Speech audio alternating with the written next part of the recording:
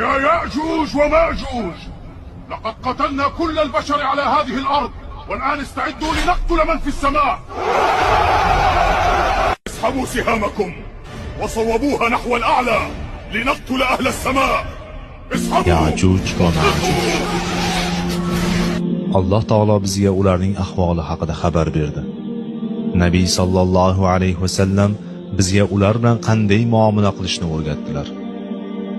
Bizni ulardan qo'rqitmadilar-u, lekin biron kimsa ularga urush ochmasligi kerakligini bayon qildilar.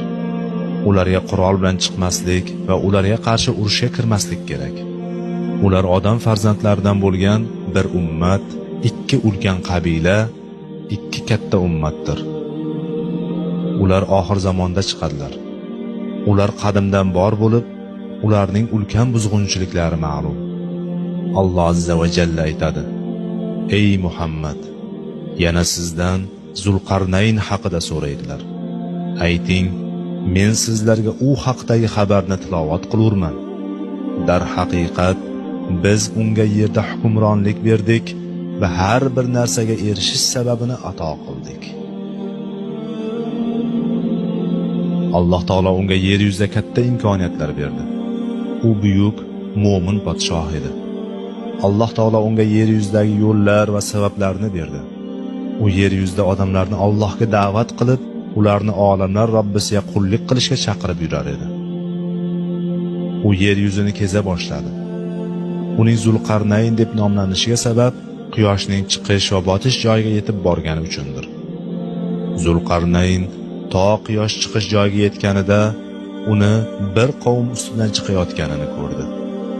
To ikki tog' orasiga yetganida ularning ortida biron gapni anglamaydigan bir qavmni uchratdi. Zulqarnayn ikki shoh sohibi deb u yerda quyosh shaytonni ikki shohi orasida botadigan kunbotar, shuningdek quyosh shaytonni ikki shohi orasidan chiqadigan kunchiqarga yetib borganligi uchun shunday nomlandi. O'sha ikki tog' orasiga yetib borganida qariyb gapni tushunmaydigan bir qavmni uchratdi. Ular biron bir tilni tushunmas edilar. Shu bois o'zi bilan ular o'rtasida bir nechta tarjimonlar qo'yishga majbur bo'ldi. Ibn Kasir o'z tafsirida aytishicha, Zulqarnayn o'zi bilan ular o'rtasida o'nlarcha tarjimon tayin qilgan. Ular bir tilda gapirsa, tarjimon uni ikkinchi tilga tarjima qilgan, so'ngra uchinchisi yana bir tilga tarjima qilgan. Bu holat to Zulqarnayn ular nima demoqchi bo'lganlarini anglagunga qadar davom etavergan. Ular shimolda